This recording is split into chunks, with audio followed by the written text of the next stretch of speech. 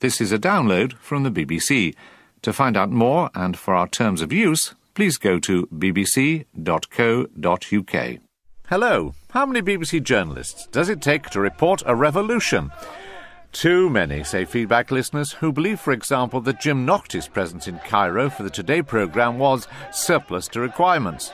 We talked to the BBC's head of news gathering, who agrees that there was something cosmetic about presenting news programmes from Tahrir Square, but that the Sage of Aberdeen brought something special to the coverage. What Jim Nocty is the most fantastic writer and broadcaster who will arrive on the scene of a story and give it some kind of fresh eye that perhaps our correspondents and our reporters haven't necessarily seen. Now, you can argue about whether he achieved that. Well, I think that people like John Simpson, Lise Doucette and one or two others might disagree about what they've missed and he could see. Also this week, many of you thought this was a cracking play, but that the accents of some of the actors were awful. How did you find us? I followed you. Why? I heard you speak. I've had 2 operations on my wrist from RSI, my computer mouse, and now I can't write. Sit down. Norfolk or Dorset? We get some expert analysis. But first, one of those radio moments which keep you stuck in the car or the kitchen, unable to get out until it's over, and the memory of which haunts you for days. I listened to the piece on PM about the earthquakes in Christchurch. I was feeding tea to my kids at the time, and often it's like noisy, and it did stop me in my tracks. I found it riveting, fascinating, very moving, and yet at the same time very sensitively handled. Victoria Derbyshire's phone-in on alcohol abuse on 5 Live last week was another such moment, which rendered listeners immobile. Here are some of your tweets about it. I'm listening to the doctor. Incredible radio. I've been sat with my hand clasped to my mouth. Wow, I daren't move. This show is riveting. The doctor they were listening to was Rachel, not her real name, who had called in to talk about her drink problem. Can I ask if you've had a drink today? Yes, I have. Can I ask how much? Am I on the radio at the moment? Yes, Rachel. Yes, I have been drinking today, and I admit that fully. Can I ask you how much? I'm not sure. I've been drinking... This sounds really bizarre. I've been drinking cans of Guinness because I think that's got vitamins in it. Right. Rachel, are you asking someone for a drink? Yes. Yes, I am. What are you asking for? I'm asking my poor partner to bring me a can of Guinness. How sad is that? Clearly a remarkable interview. But some of you wondered whether a live radio show heard by millions of people was the place for a depressed alcoholic to make such personal disclosures. Louisa Compton is 5 Live's daytime editor, responsible for the phone-in, and she joins me now. Louisa, how did this interview come about? Did Rachel just phone in? Of course, it's not her real name. Yes, she did. We'd been talking on the programme about calls for better labelling on alcoholic drinks. We'd already been rung in by several recovering alcoholics and people who had family members who were alcoholics, and then Rachel rang in towards the end of the programme. And was she told before she came on air that she was actually going to be live? Because at one point she says, am I on the radio at the moment? Yeah, she did. Earlier on in the conversation, she'd acknowledged that she was on air. She'd explained the reasons why she wanted to come on the programme. When she asked for clarification that she was on air, Victoria said, yes, you are. She didn't seem at all concerned that she was on air. It's worth saying now that there's a really clear process for anyone who calls in. First of all, they speak to a researcher, and then they speak to the studio editor, who in that case was me. And there were lots of things we check with them. We make sure they've pulled over, if they're driving, that they're not on a hands-free, they're not going to say anything potentially libelous. And the very last thing that we say to anyone, including Rachel, was, I'm just going to put you through to Victoria now. You'll be on air in a minute. But Rachel was clearly unwell, as we've heard, drinking all the time, actually asking for a drink while she was on the air with you. She also said she'd suffered from depression. You have to think very hard, don't you, before you put somebody on live who's in that condition? Yeah, absolutely. You absolutely do. I mean, I think with every caller that we ever speak to, there are 3 clear things that we think about. Firstly, is their story true? And in Rachel's case, it was very clear that her story was genuine. The second thing is, are we acting responsibly in pushing them on air? And in this case, yes, she'd chosen to ring in. She's an adult, a very articulate and intelligent adult, and although she had been drinking, she was still incredibly coherent. And it's worth saying that in order to protect her privacy, we chose to give her a different on-air name. She hadn't asked for that. We chose to do that. I'm sure all that's true, and yet another bit must be true as well, that when you heard you got an alcoholic doctor who was prepared to talk about it, you must have thought, we've got a great show here. What we want to do on the programme is to hear from people who can bring a unique contribution to the programme and who've got an amazing story to tell. And clearly Rachel had that. Here was a woman, a doctor, who was about to go into rehab that very afternoon, who wanted to come on air and talk about alcoholism and the effect it had on her. You know, she talked so powerfully and so passionately about the problems she'd had with drinking, how long she'd battled it. I tell you what, I've never been in the studio before and just had everyone in absolute and utter silence, and you could just feel the tension everywhere. It was just one of those absolutely powerful and unbelievable calls. And what do you think the value of such a programme is? It's obviously very powerful broadcasting. Lots of people were telling us they had to pull over in a car, they had to stop doing anything, they couldn't do anything else till they'd listen to it. But once it's over, what impact do you think it has? I've worked on the programme for nearly 3 years now, and I've hardly ever seen a response like it. We were inundated with texts, emails, tweets from listeners who said it was the most powerful and emotional bit of radio they've ever heard, and many of them said that it prompted them to get help, either for themselves if they had a drinking problem, or for members of their family, or that it had just put their problems into perspective. The one text that really sticks with me was just from someone saying, Rachel may just have saved my life today. And what about Rachel herself? Because somebody talks so powerfully to you on the programme, then they're gone. Do you know what happens to her? Do you know what's happened to Rachel? Yeah, we do. We've kept in contact with her partner. I mean, she went into a rehabilitation centre that afternoon, and we've kept in contact with her partner over the last week, who said that he and Rachel were just so amazed and touched by the correspondence we've had on since we spoke to them. And what we've done is we've passed on all the texts and emails and tweets about her to John, her partner, and both of them say that they're happy to keep in contact with us, and hopefully we can follow their progress over the next couple of weeks and months as she progresses from rehabilitation. Louisa Compton, thanks very much. I'm talking to you today from Feedback Towers, close to Dickens' Marshalsea Prison in Southwark, and the Clink is nearby. But this time last week, I was up north in sunny Salford, in its media city, rising from the former squalor of the Manchester Ship Canal. I was trying to find out more about the BBC's plans to move 50% of its programme making outside of London and the South East. But how north is Salford? Well, not very, especially if you live in the Shetlands, for example, like this caller. To me, living on Yell, Lerwick is the south, Scotland is the middle south, and all of England is the far south. Hello, my name is Margaret Smith. It did seem to me that to argue a north to south divide was much too simple. I live in a small rural village on Exmoor in Somerset, but I probably have more in common with rural communities in the north than cities either in the north or the south of the country. I can't see that this move will do anything much for people in rural communities. My name is Tim Kingham. Really, my complaint is in the second part of the name of the new Salford BBC site, City. Of course, the BBC could not even cite anything in the countryside, even if it wanted to. We have poor mobile coverage, a broadband that needs hours to download iPlayer content, and a bus that comes once a week, if you're lucky. And worst of all is the way you continuously regard the countryside as one big Ramblers Regent's Park, rather than the shop floor of a factory producing our food. Hello, this is Richard Foster in Crowborough in East Sussex. Could I just say, as somebody who doesn't live in London, a lot of the London stuff seems to me quite different from the kind of thing I do and the kind of life that I lead. But yes, more northern voices, please. That would be fabulous. Bye-bye. Ta-ra. But whether it's voices from the north, south, east or west of this sceptred isle, you want them to sound authentic. Roger Rowe lives near Exeter and is fed up with characters in radio drama from his part of the world all sounding the same and rather strange. We do not speak in a kind of BBC Mummerset kind of way. 2.5 million people live in Bristol and the four counties, whereas the number of people in Liverpool and Manchester, broadly similar numbers to that. If you got those accents wrong, you'd be in real trouble. Dodgy accents were also allegedly present in last week's Friday play, Children's Crusade, Memoirs of a Teenage Radical. The play itself was much admired.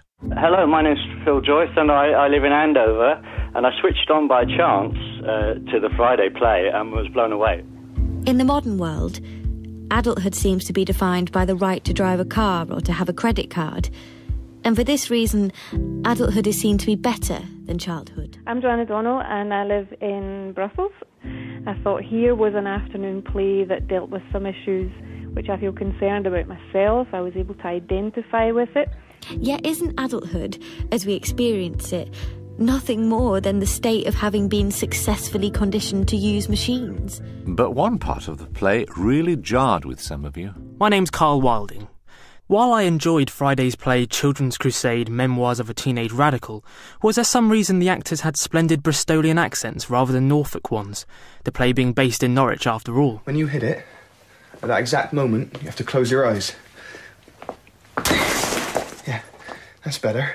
Hello, my name's Linda Last. I live in a village called Gillingham in Norfolk, which is very close to Norwich. I sat down, I enjoyed the play, but I must admit I was listening to hear that regional feel.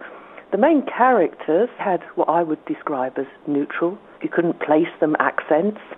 The minor characters, or the couple of minor characters that did attempt to get a Norfolk accent, I think they missed it. It always sounds West Country. How did you find us? I followed you. Why? I heard you speak. I've had 2 operations on my wrist from RSI, my computer mouse, and now I can't write. Sit down. Does Linda have a point? We did not feel competent to comment, so we thought we'd get some expert analysis. Peter Trudgill is Honorary Professor of Sociolinguistics at the University of East Anglia. He joins me now from the BBC Norwich studio. Well, Professor, you've listened to the play. Did they get the accents right?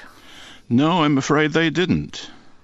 They, in fact, the distressing thing for me was that they didn't even seem to be trying.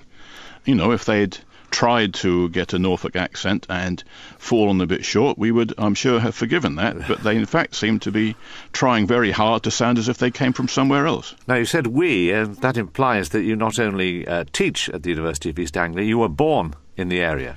Yes, I was. I was born and brought up in Norwich and lived much of my life here. So if you were to judge where those accents came from, clearly not from your part of the world, where did you think they would be more likely to be found? That's fairly clear. They are about 200 miles out. I think anybody listening to the performance would have recognised what they were doing as some kind of West Country accent. So they were from somewhere in the southwest of England. Let's say Dorset. It was a pretty good attempt at a Dorset accent. So what should it have sounded like then from your part of the world? Can you give me an example? Well, yes, I can. I mean, there was the most obvious example was their treatment of the consonant R, that is to say R. So they were saying things like bedder and over ear and nutter, and we just don't say that. We say better and over here and nutter. Basically, it's just laziness on the part of, well, I don't know whether it's the producer or the actors, but it seems to me that they just don't care. It's a kind of lack of respect for the language, lack of respect for this particular reason. Is this an isolated example as far as you're concerned, or do you regularly hear in BBC drama accents which are, if not 200, then 100 miles in the wrong direction? Oh, yes, very frequently. In fact, I was fortunate enough to be asked to be the honorary president of the Friends of Norfolk Dialect, which was an organisation set up many years ago now in response precisely to this problem. BBC Radio, BBC Television, other television companies seem not even to be trying to reproduce a Norfolk accent with any degree of accuracy. So, in your view, it's not the difficulty of learning the dialect or the different pronunciation, it's just the ignorance. This is the issue here. Absolutely. There's nothing specially difficult about the Norfolk accent compared to other accents. Take one example which was very striking, the word computer. In the play, the pronunciation used was computer. Now, there's 3 mistakes there, and there shouldn't be an R on the end. The T should not be pronounced like a D, but as a glottal stop, and the Y sound should not be in the syllable pew, so it should be computer. Computer. Brilliant. See, Roger, you've learnt it in just a few seconds. Professor Treadgill, thanks very much. So, what have the producers of the Friday play got to say? We asked them to appear, but they declined and gave us a statement instead. Do they plead guilty? We're delighted that listeners enjoyed the play. We're keen to vary the settings of our dramas, and some accents are more difficult to find than others. There are numerous considerations when going through the casting process, but we always start by looking for authentic accents. However, with smaller roles, we're limited by several constraints, such as actors' availability and budget. We know we didn't get it right this time, but hope this did not spoil listeners' enjoyment of the play. Good grief, that's a feedback rarity, a BBC apology. Do let me know what you think, or what you think about anything you've heard on BBC Radio this week. And you know what's coming next. Write to feedback, PO Box 67234, London W1A 1QT, or leave a phone message on 03 333 444 544. Standard landline charges apply, but that could cost more on some mobile networks. Or you can email feedback at bbc.co.uk. All those details are on our website. We should have it confirmed pretty soon. Indeed, by the time you hear this, it may already have been announced that Lord Patton of Barnes, the former Tory chairman and last governor of Hong Kong, has been appointed as possibly the last chairman of the BBC Trust, succeeding Sir Michael Lyons. His salary will be £110,000 a year. If it isn't Chris Patton, a lot of journalists, including yours truly, will look rather foolish. But we are pretty sure that his is the name put forward to the Prime Minister by the Culture Secretary. However, Jeremy Hunt wants to make some changes to the role of chairman, as he told a recent meeting of the public service lobby group, The Voice of the Listener and Viewer. I do think that the BBC is different from other organisations, and so I think there is a problem with having one organisation that's both the regulator of the BBC and the BBC's sovereign body. I think licence fee payers would like, in certain circumstances, if they're very unhappy with the way their licence fee is being used, given that they have no choice but to pay it, to be able to complain to someone outside the BBC, someone that they thought was independent of the BBC. I've also talked about giving the Director General of the BBC better non-executive support, and I think that happened with the old governance system. I don't think it's happening as well now, because I don't think that the Director General knows quite what his relationship is with the Chairman of the BBC Trust. Is this someone who's there to give him advice at difficult moments, or is it actually someone who is there to tell him what he may or may not do? So, as you've heard, Jeremy Hunt thinks the current setup needs improvement. We'll see what the outgoing Chairman of the BBC Trust, Sir Michael Lyons, has to say about that, and about his successor, when I talk to him on feedback in a few weeks' time. Now, the astonishing events in the Middle East have dominated the news for some weeks now, as governments crumble in the face of popular uprisings, or in the case of Libya, make what may well be a bloody last stand. There's no doubt about the historic importance of what's happening in the Arab world. Indeed, some have said it is their equivalent of the fall of the Berlin Wall. But exactly how many reporters are needed to tell the story? In the BBC's view, rather a lot. Some of you think too many. My name is Mikko Takala. I'm telephoning about Justin Webb because I was listening to the Today programme during the time that Mubarak regime was crumbling, and I was a bit surprised to hear him back in Washington. And I just wonder why the person who obviously was appointed to replace Justin couldn't do the same broadcast and save a plane ticket and all the harm to the environment. My name's Helen Horton. I live in Burton-on-Trent. The recent events in Egypt were covered by a number of different journalists, and then I heard that James Naughtie was being sent out as well. I can't see that he could have done anything that the others weren't already doing. I'm Richard Burridge from St Albans. There's no doubt there's been momentous events in Egypt over the last few weeks. But as so often in these situations, the BBC goes completely over the top. Without trying very hard, I came up with John Simpson, Tim Wilcox, Jim Muir, John Sudworth, Lise Doucette, Wirra Davis, Rupert Wingfield Hayes, James Naughtie, Kevin Connolly, Ian Pannell, Yolanda Nell, and Ben Brown. What's the scene been there overnight, Rupert? Well, Jim, it's been fairly anarchic here overnight. Yesterday afternoon, the riot police... James Menendez in London and me, Lise Doucette, in Cairo. Cairo, the capital of capitals in the Middle East. End the programme to Cairo and to Jim. And Jim, give us a sense of what's happening at the moment. Well, it's a strange scene, Justin. You can probably hear a helicopter overhead, which is an indication that, they are... Cairo. Good morning. Here it's the first working day after the February the 11th revolution. Traffic is back on Tahrir Square. John Sudworth has been out on the streets of the Egyptian capital, watching thousands of people deciding to defy the overnight curfew. This is a government building now engulfed Square. Jim, just paint us a picture of where you're standing.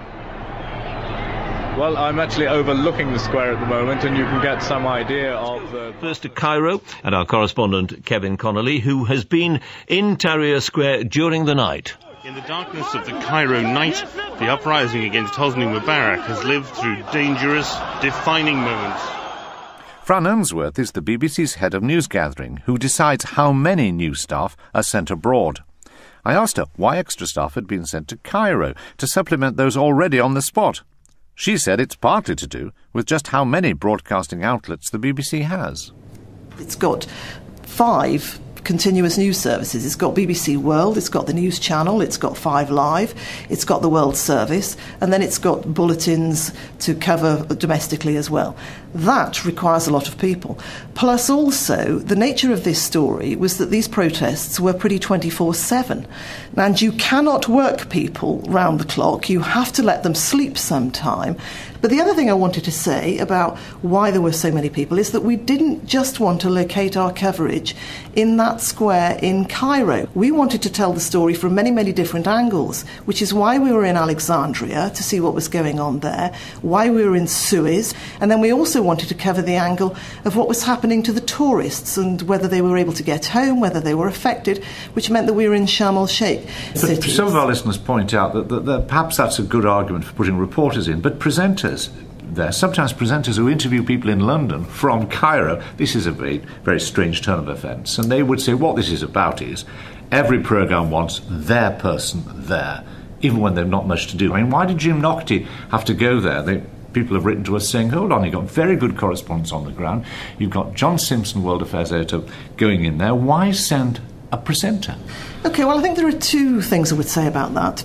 The News Channel and BBC World, and they combined their teams, they are anchoring their coverage from there. If they take their decision to anchor it from there. But that's a decision with considerable expense, and some of our listeners think, not necessary. Why not just talk down the line to the reporters who are there? Well, there is something, I grant you, cosmetic about this, because that's the grammar of television. And I think that what you're saying when you put your presentation team there is you're making a statement about the scale and the size of the story.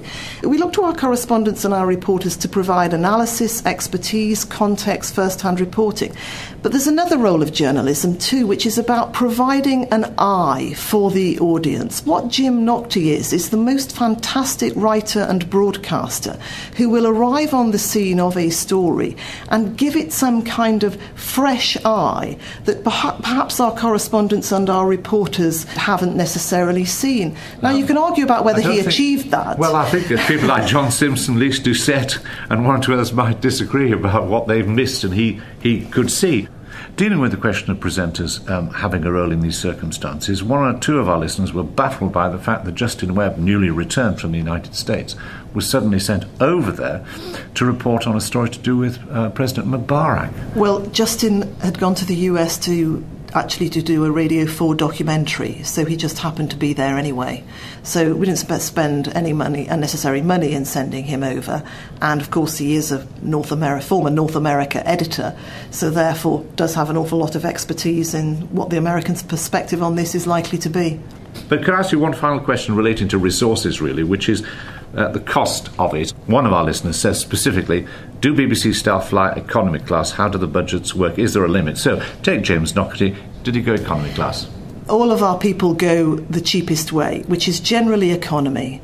The only way that we would pay for a business class flight is if we wanted them on the ground very quickly, or they were travelling overnight and needed to work as soon as they got off the plane. Can I ask you then about the when they're actually there on the spot and to whom they talk? There's obviously a great danger that people, self-appointed spokespeople, start to frame the nature of your coverage. Do you think that the coverage reflected the complexity of the situation? We were conscious that actually we couldn't necessarily be seen. It wasn't our role to be pro-democracy protesters.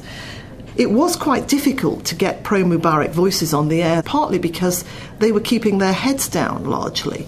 John Simpson went to Alexandria where he met some farmers and they were pro-Mubarak supporters. And if you recall, we interviewed the finance minister several times during the course of this story. So we did have a government spokesman he appeared on The World at One once and on numerous other outlets. Well, in terms of Egypt, access was not that difficult. Look at the situation in Libya. Journalists are banned. Have you got anybody in there, and do you intend to get others in? Well, obviously we do want to get people in to Tripoli so that we can see for ourselves what's actually happening there. It's proving to be really, really hard because we haven't got people on the ground, and therefore the verification of the information that's coming out is really, really difficult. We're getting a lot of user-generated content, but the internet's been shut down. We're not getting access to the local media there. What we are doing is relying quite heavily on our colleagues at BBC Monitoring, who we are using to verify the pictures that we are being sent. The other thing that BBC Monitoring have got, of course, is massive expertise about the country itself, the political forces within the country, the tribal forces within the country, and we are calling on their expertise to feed it into the news gathering process. We do actually have somebody in Tripoli who is working undercover there. We're using her very sparingly, we're not naming her. She's in a very dangerous position. But our intention is that we would like to get people into Libya, yes, to find out what's happening. The BBC's Fran Unsworth, head of news gathering. And finally, what is most needed in these dank and dangerous February days is a good laugh. Or even a good laugh. But some of you think laughs are hard to find on Radio 4 at the moment and are notably absent from the 6:30 so-called comedy slot. We've had quite a few emails lately about the allegedly laughter-free Showstopper series, in which a musical is created on the spot based on suggestions from a studio audience. To be fair, some of you, well, Andy Cranwell anyway, thought it was very original. More of this, please. But William Oakley has already had enough. Listening to Showstopper has to be the most excruciating experience that I've ever had. I would frankly rather be waterboarded.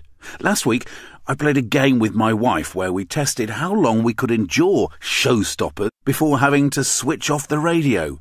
We both looked like Edvard Munch's The Scream for the 15 minutes before I finally cracked and hit the off switch.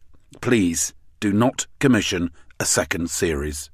If you send us a photograph of your mug-like expression, Mr. Oakley, we'll put it on the feedback website next to a copy of the original painting and a photograph of me. Then listeners can try and pick the odd man out. It might be very difficult. Goodbye. To bring me a can of Guinness. How sad is that? Clearly a remarkable interview. But some of you wondered whether a live radio show heard by millions of people was the place for a depressed alcoholic to make such personal disclosures. Louisa Compton is 5 Live's daytime editor, responsible for the phone-in, and she joins me now. Louisa, how did this interview come about? Did Rachel just phone in? Of course, it's not her real name. Yes, she did. We'd been talking on the programme about calls for better labelling on alcoholic drinks. We'd already been rung in by several recovering alcoholics and people who had family members who were alcoholics, and then Rachel rang in towards the end of the programme. And was she told before she came on air that she was actually going to be live? Because at one point she says, am I on the radio at the moment? Yeah, she did. Earlier on in the conversation, she'd acknowledged that she was on air. She'd explained the reasons why she wanted to come on the programme. When she asked for clarification that she was on air, Victoria said, yes, you are. She didn't seem at all concerned that she was on air.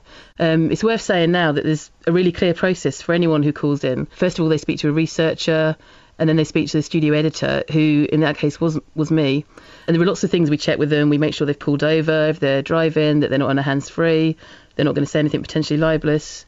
And the very last thing that we say to anyone, including Rachel, was, I'm just going to put you through to Victoria now. You'll be on air in a minute. But Rachel was clearly unwell, as we've heard, drinking all the time, actually asking for a drink while she was on the air with you. She also said she'd suffered from depression. You have to think very hard, don't you, before you put somebody on live who's in that condition? Yeah, absolutely. You absolutely do. I mean, I think with every caller that we ever speak to, there are 3 clear things that we think about. Firstly, is their story true? And in Rachel's case, it was very clear that her story was genuine. The second thing is, are we acting responsibly in pushing them on air? This is a download from the BBC.